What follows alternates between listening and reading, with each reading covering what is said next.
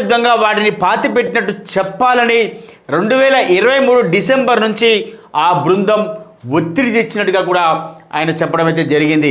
ఆ తర్వాత అదే బృందం మాజీ పౌర కార్మికుడిని కర్ణాటకకు తీసుకొచ్చింది. ఆ బృందమే ఓ పుర్రెను సమకూర్చింది. ఆ పుర్రెను తీసుకువెళ్ళి కార్మికుడు చట్టవిరుద్ధంగా మృతదేహాలను పూడ్చిపెట్టినట్టు పోలీసులకు ఫిర్యాదు చేశాడు. ఇక పోలీసుల ముందు ఏం చెప్పాలనేది ప్రతిరోజు అతనికి ముగ్గురు సలహాలు ఇచ్చేవారు. అంతా వారు చెప్పినట్లే చేశానని సిట్కు మాజీ పౌర కార్మికుడు వివరించినట్టుగా మనకైతే తెలుస్తుంది. ఇక సిట్ అధికారులు ఫిర్యాదుదారుడు చెప్పిన అంశాలను రికార్డ్ చేసినట్టు తెలిసింది.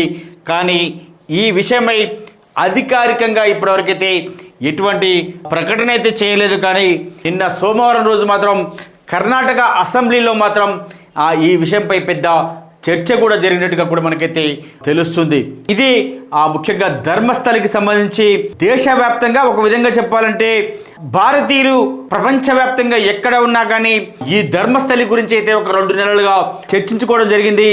నిజంగానే అక్కడ వందల కొద్ది యువతులు చంపి అక్కడ పాతి పెట్టారంటూ కూడా అక్కడే ప్రత్యక్షంగా సాక్షులు కూడా మొన్నటి వరకు చెప్పడం జరిగింది.